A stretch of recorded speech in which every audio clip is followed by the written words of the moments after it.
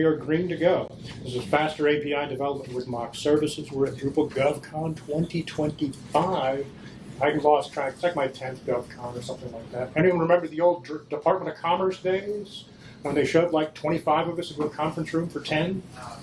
Those were the days. Those were the days.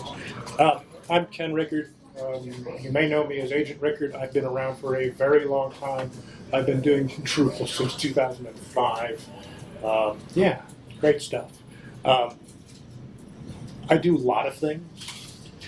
I have worked in the government sector, mostly state government work, although back in the Obama days, we actually wrote the video streaming shard for whitehouse.gov. If you want to know more about why I said shards, come talk to me and I'll tell you later. I do a lot of different things beyond development. I started in development, but I've been doing all this stuff for professionally since 1998, which is kind of scary. So we're going to talk a quick agenda. For those of you who are not, how many of you, by the way, consider yourselves programmers? How many of you are not programmers? How many of you do things other than programming, like lead teams? Okay. So we're going to talk about what problems we're actually solving, why they matter. We're going to look at some common JavaScript testing techniques, which is what opened my eyes to this problem to begin with. And then we're going to look at 3 really easy ways to use mock testing data in your Drupal applications with pretty much deep dives into code. So the first part is going to be a little bit of technical project management, and then we're going to get into actual examples and working code, like I said, which is up on GitHub and you can go look at your leisure. So it's going to be fairly technical.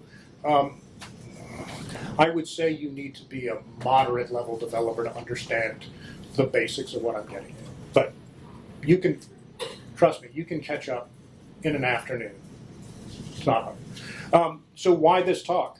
This is particularly for government clients. When developing a site, we often have to integrate with external services. I mean, how many of you run websites that integrate with external services?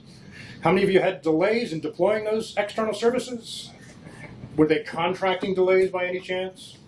Those are always fun. Yeah, contracting delays. Sometimes it's provisioning delays. Sometimes it's the API hasn't been written yet. You have to wait for the team to write it. I've done those too. So developing against the APIs that power those services can be a big challenge, and they cause project delays and cost overruns if you're not careful. I want to point out, I was here last year. One of the keynote speakers, and I'll give you more details last year, was talking about how to avoid bottlenecks in your project. This is a technical project management slide. And he was looking at how much time will it take to do, what the cost of delaying it will be, right? And the sort of, I don't remember what WSJF stands for, but it's basically the, oh crap, that's a bad number. You want to basically avoid things that look like that. You don't want the big red delay because you're waiting for something. So part of the challenge to technical project management is arranging the chairs on the deck, right? You arrange the deck chairs so that you can keep moving and be productive, okay? This is actually from John Johnson. John Johnson is, I don't think he has a PhD, but he runs the Project Management Center for Excellence here at the University of Maryland. He did do a keynote last year, Disrupted and Happy. It's available on YouTube. Basically what he's saying is prioritize the risky scope to reduce the cost of delay. If possible, reduce the delay, and if not, you route around that, right? So identifying where the big blockers come in. That's the big challenge of technical project management. And external APIs are one of those things that are most likely to put this big red blob on your project plan, right? You've got vendor delays. Sometimes they're contracting delays. Sometimes they're API provisioning delays. I have a case right now where, we have an external API we're using, and the person who set up the software as a service to run it doesn't work there anymore, and we can't access it anymore and have to transfer it to, it's a whole Azure cloud nightmare thing. This is another common one that we face with state governments. You probably face with federal as well. We can only put things on certified cloud infrastructure. Waiting for the security approval to add something to that infrastructure or make a change can be a 3 to 6 month process. What do I do in the meantime? Do I just stop developing that thing? Maybe. But you don't necessarily have to. So there can be documentation gaps. You don't know how to interact with the service. And how are you going to do the feature development you need, and in particular front-end development? If it's all API powered, if the data is coming from somewhere else, how do you design for it? How do you make your user flows for it, et cetera, et cetera? So the other piece that I think is important here is the testing limitations of APIs. And somebody already nodded when I said this in the pregame. Is there a test server you can use? Almost never. Most API vendors that I've worked with, if you ask them, oh, is there a test server we can practice our reads and writes against? They're like, no. Great, thanks. You have to beware of making accidental writes to production. You don't want to do that. If you change remote data during a test, how do I set it back? The answer is very carefully, or it's very difficult. And IP restrictions for data calls. Can I even test it from my local machine? I cut the part of this talk that tells you how to do that. The answer is ngrok, in case you want to know. ddev share will tell you all about it. Basically, you just it'll map an IP on your local to a public address. And you register that against the firewall for the API. But I have a project right now that we've been waiting for at least 6 weeks for the vendor to open that whitelist so that we can use ngrok so we can actually test the functionality without putting it on the production server. Okay. So let's make some assumptions, get them out of the way. Early testing speeds development, yeah? Good. Tests should be repeatable. Tests should be replicable. I'm trying to speak too quickly. Tests should be replicable by a human being in the browser. We can argue about that later. This last one is a big deal for non-backend developers, right? My designer doesn't want to read PHP unit tests, and they don't tell him anything anyway. So, first principle, not our responsibility to test the actual API, but our application's use of it. Seriously, I wrote a lot of this using Warp. Warp is great. Warp is an AI-assisted terminal. And I said this when I was writing one of my tests. I'm like, hey, this test isn't using mock data. And it's like, the AI is like, yep, you're correct. So what I thought was sort of a revolutionary statement, we're not supposed to be testing the API. Yeah, the AI is like, of course you're not supposed to be testing that. Let's change that. So, so we have an app, and I'll show you the app in a minute. It's a very basic React application that calls UMDIO and gets a list of courses. Again, it's in GovCon, the GovCon repo that I put online. I wrote this with AI in 45 minutes. It made me cry. Really, really cool. This is the test suite for it that the AI also wrote. And let's look at that. Second, we will start by actually looking at, this is the React app. And this is going to be fun because the Wi-Fi has been so spotty. So let's see what happens when I reload. This is actually hitting the live API. Oh, there it goes. Boom. Nice. Zippy. Probably because the browser has it cached, but that's okay. So this is my live API site. That's great. This is Cypress. If you've never touched Cypress, who's done React development? Cypress is the thing for testing React applications. I did a huge project with a Fortune 500 company who wanted to do an online conference during COVID. That's where I learned all my React. We did everything in Cypress. Cypress is brilliant. I will show you why Cypress is brilliant because I have Cypress tests that the AI wrote for me. One of the things my Cypress test does is what happens when the API returns a 500 server unavailable error, which is a really good thing to test, by the way. Ooh, my tests are loading. It's probably because I triggered that like 3 hours ago and need to re-trigger it. Let's try it again. Come on now. Start. Try again. There we go. That's better. If if you've never used Cypress, it will blow your mind. It records everything you do, and you can replay it back, which is really nice. But the thing that we care about actually is this. So instead of grabbing data from a live server, it's grabbing from a local data fixture. Right? This is how Cypress wants you to do all your testing. Because again, you don't want to be hitting that API, the production API, when you're running tests. So don't. And Cypress is what really got me to understand this philosophy. And then once we looked at that, we were like, oh, well, you know, we can replicate that in our React application. So you can turn on testing mode so that our developer can work in the browser. Because we had a designer who's supposed to do pixel perfect design stuff. He's not going to do that in the test suite. So the big thing when you're running these Cypress tests is you want to make sure that everything gets mocked. And that's what the AI said. When I did it, when I asked the AI, hey, this Cypress test isn't using mock data, and it's like, oh, you're right, I did that wrong. Let me fix that. Does that all make sense? So that's the background for this. So the question that we then have is, this is what we want to, this is what we state as our goal, right? Do not make live API calls when we're testing. Ensure everything's mocked. And then you can mock different response codes, like 200, 403, 404, 500s. Those are great. Hey, the server went down. What happens?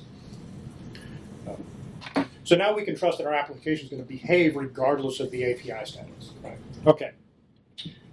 We can also start more complex development tasks because the data stuff is handled. That's good. So how do we do that in Drupal? Right? Have people done this in Drupal, by the way? Like half a dozen folks. So good, you're in the right place. Okay, 8 people. I got a quick question. Oh, yeah. So your mock data, are you calling the Proud API and just saving that to JSON? Pretty much, yes. Okay. Yeah, you call the API once, you save it to JSON. You use something like Postman to grab it. Yeah, I'll show you. It's just a static JSON file. PHP unit is great for isolated testing, but it doesn't help you look at what things are going to happen in the browser. The hat is nice for end-to-end testing. I use it. I enjoy it. It's very hard to replicate what the hat is doing unless you're using either fixtures or something like default content or the new recipe implementation of default content. Because again, you want to be able to see it in the browser, not in the test runner. So we wrote a very basic Drupal module that does the exact same thing as the React app. Frightening story. I asked the AI to build the module. It built a different interface than it did for the React app. So I was like, well, that's weird. Can you look at this URL and make it look like that URL? I just pointed it at the React app, and it's like, sure, no problem. 45 minutes of my life. And then I said, hey, once we have a working module, I want to go ahead and mock that, right? So for the next few prompts, this is what I told my AI, for the next few prompts we'll be adding some features that show developers how to use mock data when testing in the browser. And it's like, great, here's some ways you might do that. And we'll look at what it told me. Some of these are actually redundant. The AI tried. Configuration option to enable or disable mock mode. We'll look at that first. It's pretty straightforward. A mock data service that provides sample data. We're going to look at that. An admin interface to toggle between live. I mean, that's number one with a UI on it. Mock data files with different test scenarios. Yep. Developer tools for switching modes. All of this stuff. And test data generation. So, again, first principles from a development standpoint. If you are a Drupal developer, I would consider that API fetching mechanism to be pretty critical. Please put it in a service. Why do you put it in a service? Because you're separating that functionality very cleanly. You're making it injectable with dependency injection. You're also signaling to the rest of the development team and anyone else who might interact with, hey, this thing is important. And you're giving us an easy way to change its behavior. So we're not going to argue about that until afterwards. So we made the UMD courses module. This is where I start getting into the weeds. UMD courses, very, very simple. We have a controller. The controller calls a service and says, hey, give me the list of courses. I will print them. We have an info file. We have a services file. And I'm literally going to walk you through some of this. And that's boring. I apologize a little bit. Info file, no big deal. Services file, everyone's familiar with these? Yeah. So we're just declaring that I have a UMD courses API client. It's in a service folder in my source directory, the UMD API client. It grabs a couple of things, including the Guzzle HTTP client, which will be important later when we look at things. And it's doing some caching because the AI automatically cached my response. It was actually really nice. And there's some other things that are happening that we'll look at. The client that I wrote is actually very simple. The only things we need to know for this presentation are that there's a base URL that's just a constant, no big deal. We have a get courses with a limit on it. We have a get course. We're not even going to look at that, but that's the basics of it. So this is pretty standard. You would see this. This is the production call, right? I want to get data from my API. Call the HTTP client service, which is Guzzle in Drupal's case. Make a GET request to our API URL to the courses endpoint. Get me the limit number of queries. Return the data. Decode the JSON. Bob's your uncle, right? That's the thing. All right, what does that look like? That looks like this. Ooh, I didn't wait. Oh, I think I know why it's doing that. I have to log in. I think it's giving me that message because the Wi-Fi is bad. But let's double check. Nope. Really? Make sure I didn't improperly reset the demo. I think that's a cache issue because it tried to make a request and had to pull it from cache. That is not what I expect to see. But let's try to flush the caches and see what happens. Huh. Okay, fine. It's mocking data. I don't know why it's mocking data. Probably because the API request is failing, or because I'm a bad demoer. Yeah, let's go with that. So anyway, this is doing the exact same thing. I'll talk about that error message, or that message in a second. All right, simple use case. I actually just showed it to you accidentally. Config overrides. If you have a very simple one use case, like I do here, you can just have a settings toggle for it, right? And a settings toggle says, yep, either grab it from remote or grab it from a local system, local file. So we make a fixture file. This is the question that Matthew asked. Yep, we just grab from the API and save it to local. That's it. I check this into my repository. I put it in a fixtures directory. Boom, there it is. It's just a JSON array. It's not a big deal. So, but this is the key point. If you know the data structure of your API, you can start developing tomorrow. That's sort of the key to this talk. If you know the data structure of your API, we built an entire application 3 months before the API was even written by the other development team. We designed the API for them, said this is what we need to get from your system. Please write us the Java code that will interface with your firewalled Oracle server to give us that data. We had no control over their schedule, but we had control over our schedule. And the fun part to that was, it was a project that their product manager tried to get off the ground for years and never could because he was always waiting for the API team. And we came to him and said, we can do it. And then they can catch up when they're ready. And once he had a working prototype, it was much easier to fast track his project. So, fun stuff. We had a setting, whoops, what I'm doing there. We had a form, again, no big deal. We build the form. Make a checkbox. We had a schema, so our tests still pass. And then I added a function, is mock mode enabled? That's kind of nice. Yeah. And then in the get courses, we just made this simple change. Hey, if is mock mode enabled? Question mark. Yeah, grab it from fixture. Again, real simple use case. What does it look like? Well, it looks like this, actually. I don't know. Looking at the module code. Yeah. Did I goof something? if the module exists, you show that message. That's a different module, though, that's not turned on. UMD courses mock. Yeah, UMD courses mock shouldn't be turned on right now. Oh, it is turned on. Okay, I goofed. I jumped ahead. Oh, I misread that page. Sorry. That's an advanced technique we're going to talk about later. Okay, this is what it's supposed to look like. Thank you, Matthew. And then we'll go back. Oh, come on, I can do this. You get a little older and your eyesight gets worse. Just open this in another tab. We'll turn it on. Hooray. Hey, you're in mock mode, which works just like regular mode, except there are fewer courses because the AI only grabbed 10, for example. Make sense? Mm-hmm. This is the easiest level of thing to do, and then when you want to do it, you just turn it on. If you're running like a Behat test or something, you just write a Behat step. It's like, hey, turn this on, and then turn it off when you're done. Easy. I actually don't recommend this method, but it is very quick. Pro and con for doing it this way. Ooh, I'm going to run out of... I'm good till 2, right? Check.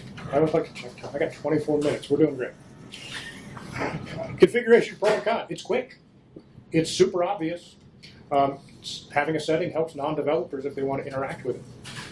Can be auto-configured with all kinds of config management tools. You can put a line in settings.php. You can use config split. You can use a Behat step, etc., etc. Con, it does require extra config, and it's harder to scale for more complex use cases. But again, it's easy. All right. I asked AI, great, let's create UMD courses mock module that overrides the API service and returns fixture data. And this is what it told me. Wow, that's a great idea. AI is so positive. This approach is powerful because it allows you to enable the mock functionality only when you need it. I like this. This is what we typically do. This is an actual services override. So we create a submodule, UMD courses mock. We create a mock service. You don't care about the info file. That's no big deal. Have people done service overrides in Drupal 8, 9, 10, 11 yet?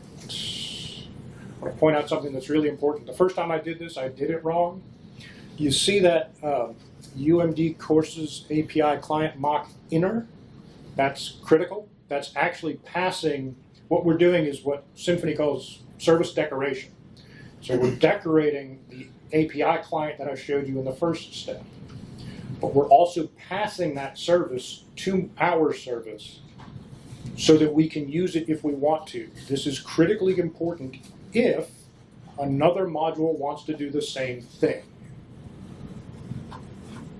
You can chain service overrides. And if you don't, and module B is depending on module A, and you're over here in module C and you've changed the service definition without telling people, this is how you tell people. There's really good documentation for this. And again, the AI did this without being told. I had to be told by a bug report on a module I released. Yeah.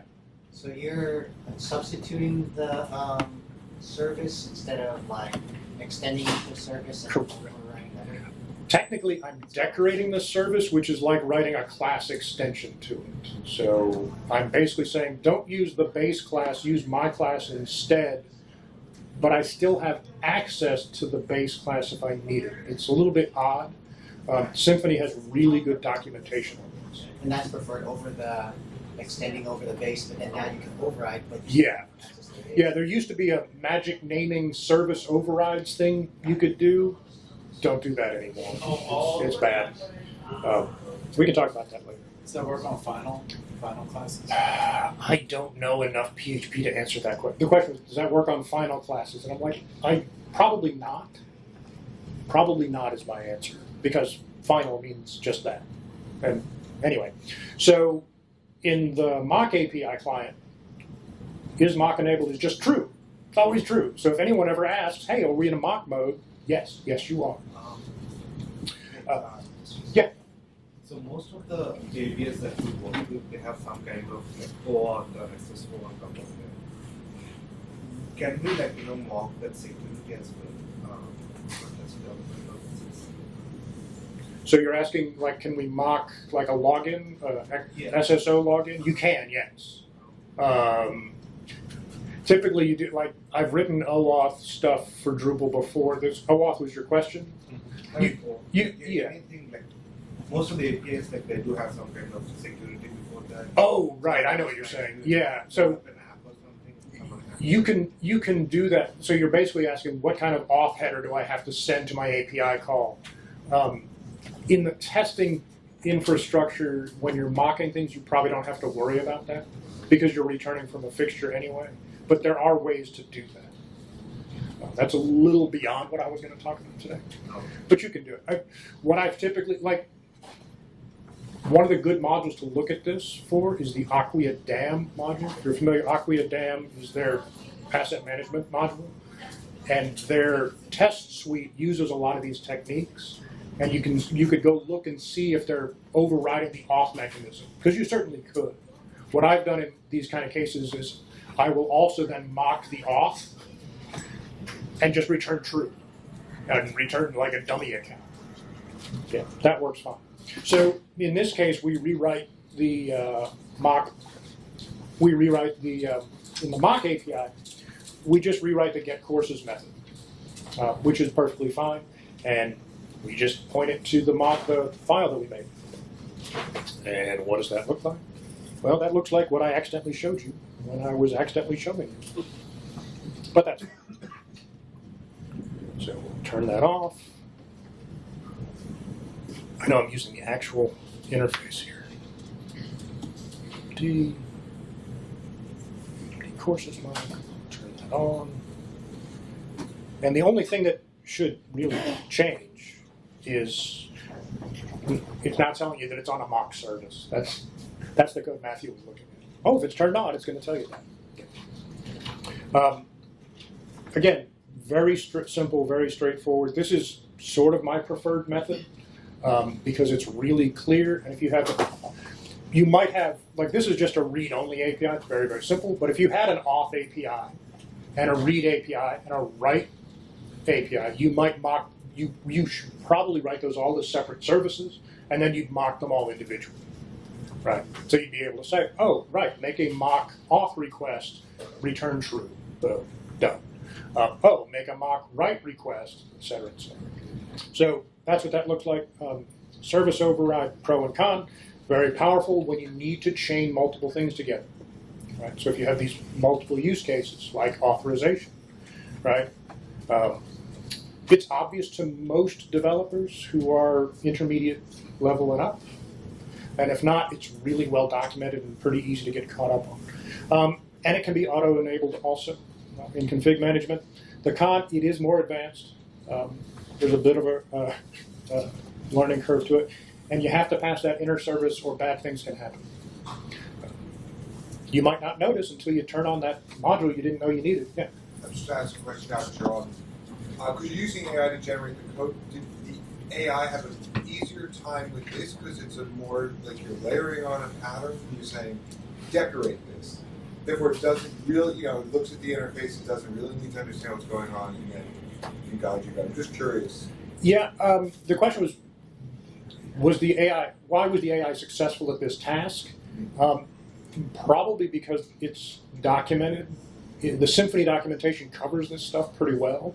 So once it knows, oh, I have to rewrite the service, I have to do a service decorator, it can pull that from Symfony, and it already knows, oh, this is how I load off a fixture.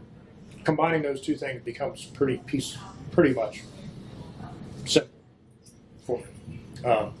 The AI didn't make many mistakes here, actually. It even wrote me PHP unit tests for everything in my module.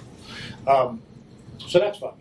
So, all right, we're going to do one more submodule, and then we will finish on time, which is great. We're going to create a new submodule, UMD courses HTTP mock, which spoiler alert, is actually what the Acquia DAM module does and where I learned how to do this.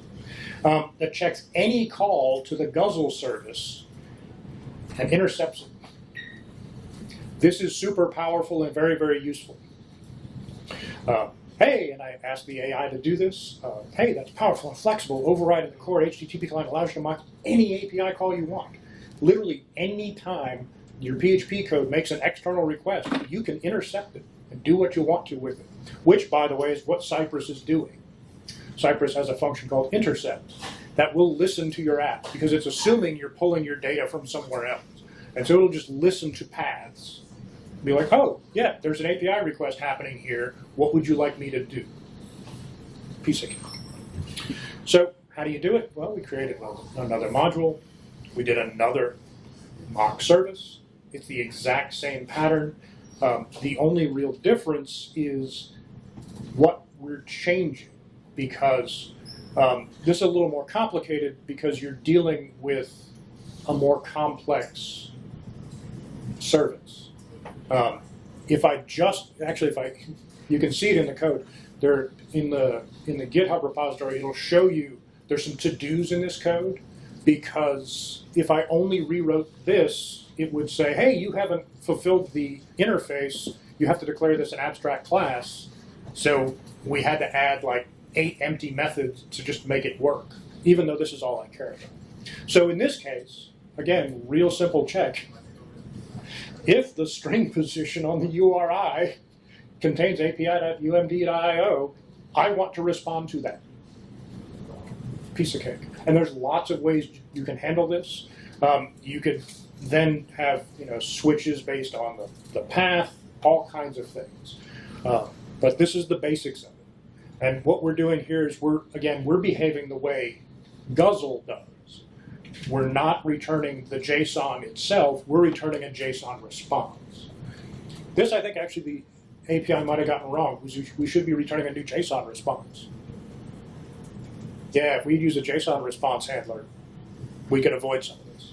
But, hey, it saved me time. So, what does that look like live? And this is where I have to remember to uninstall things. Spoiler alert, it looks just like the other one. It's just a different technique.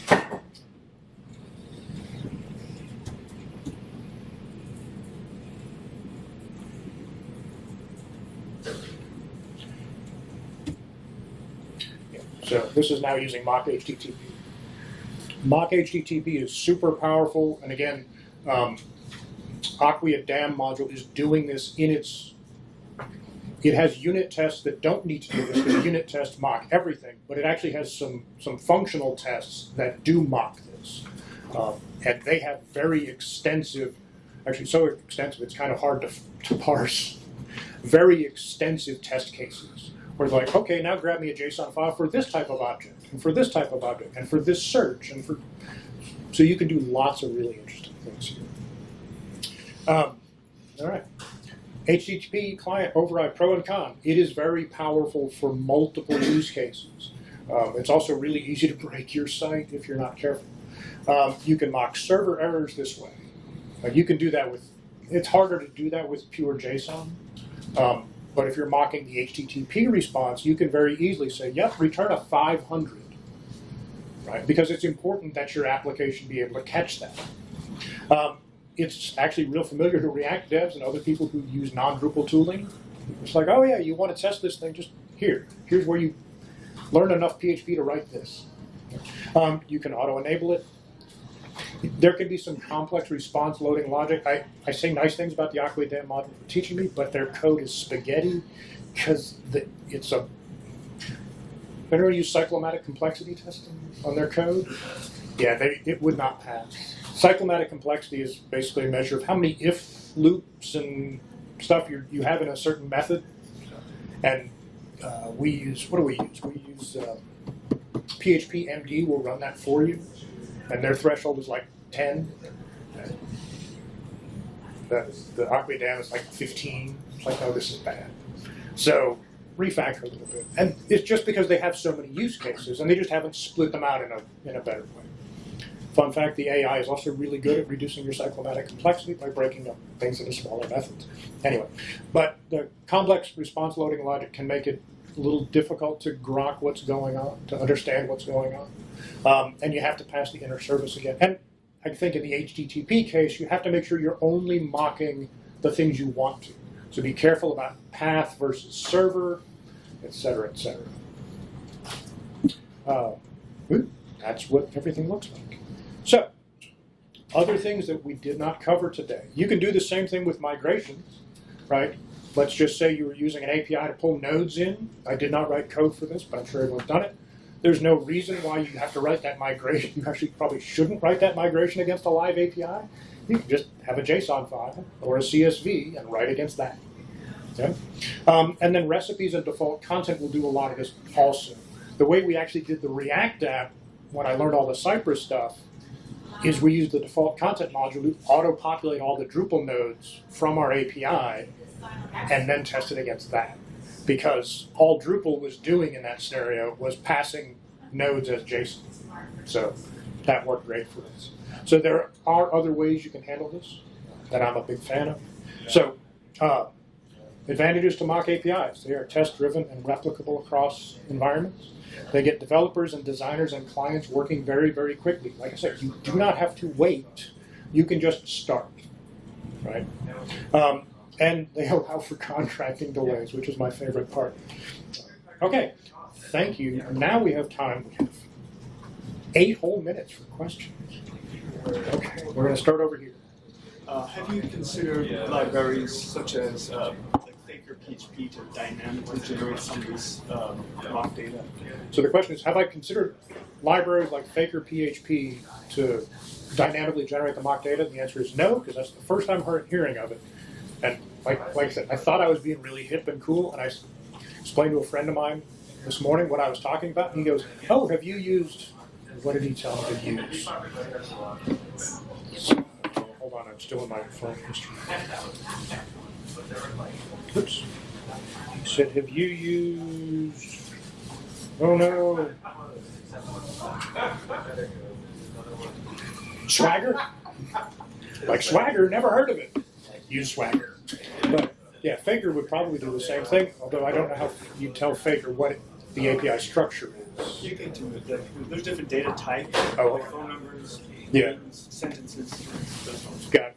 That makes sense. So he's saying Faker will do a lot of this for you. We actually have a team that's doing a project like this now, and they're trying to write something abstract like that for Drupal. I will have to take Faker back to them. There's a note. I was going to ask. Oh, I'm sorry. Nope. You'll have to wait. I was just wondering if you found some advantage of Cypress over Playwright, or whether Cypress is just what you're using. The question is, yeah, any advantage of Cypress over Playwright? Cypress is what we chose. Actually, the guy who chose it then resigned, so it's what I learned. So I'm not making a value judgment. But it was interesting that, again, in the React world in particular, since everything is driven by JSON, essentially, they have it. I had never seen this pattern before until I worked with React. And so just Cypress happened to expose it to me. Once I learned, oh, I can do that. Because in a Cypress context, because you're just saying sci intercept X, and you can do that every single time you make an API call, which means in a single test, you can say, okay, the first time you call this, return this data.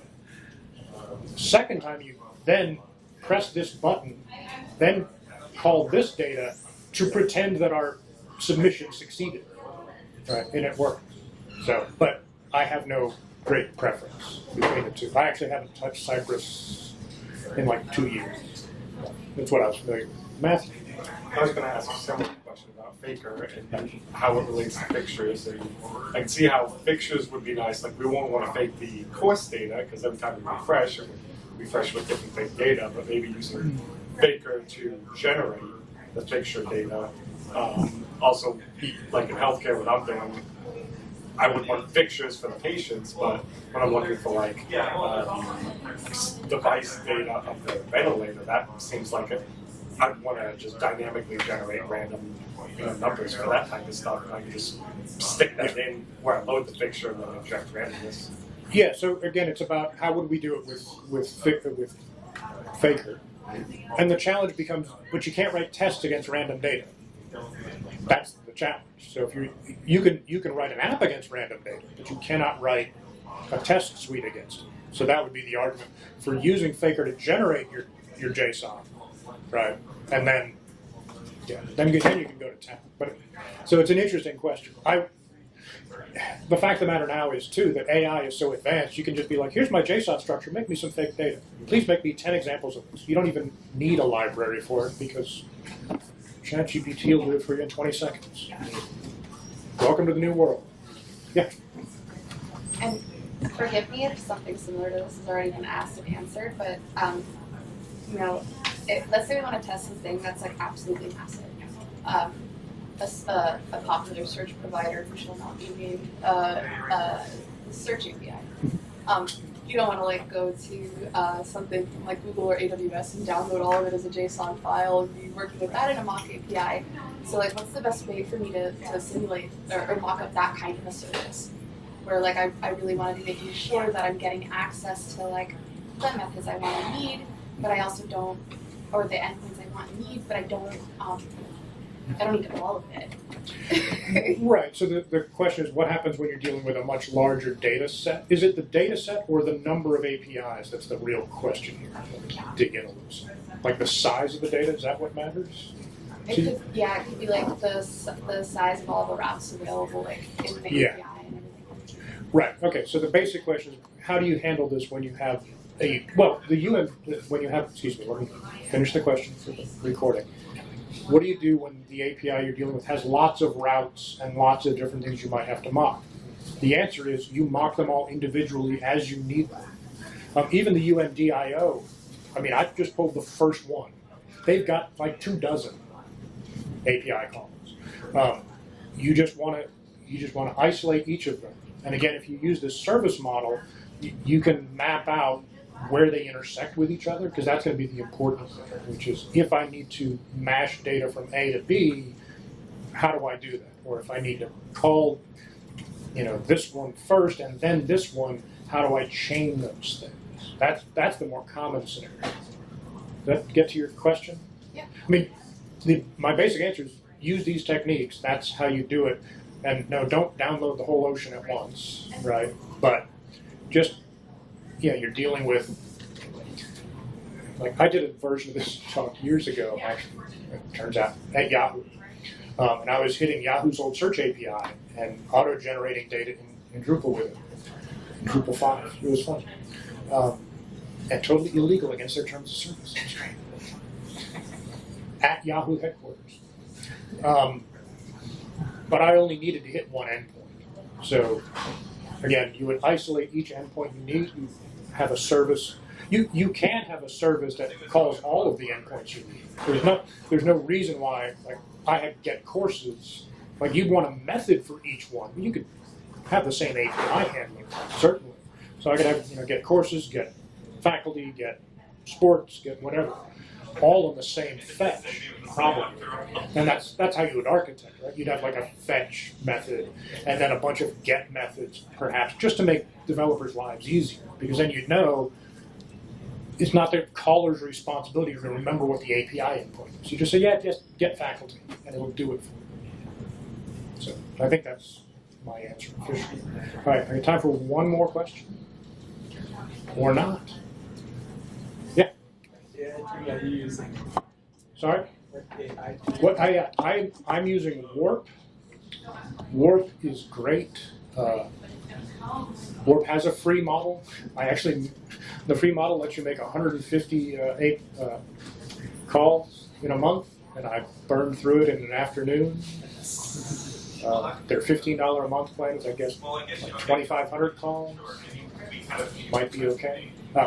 Warp actually, by default, plugs into Claude, but by default lets you select like 5 different providers, ChatGPT and Gemini, et cetera, et cetera. But it's very, very nice. You should play with it. And I don't get any gratuities for it. All right. Thank everybody for the time and attention. If you have any other questions, I'll be here all week.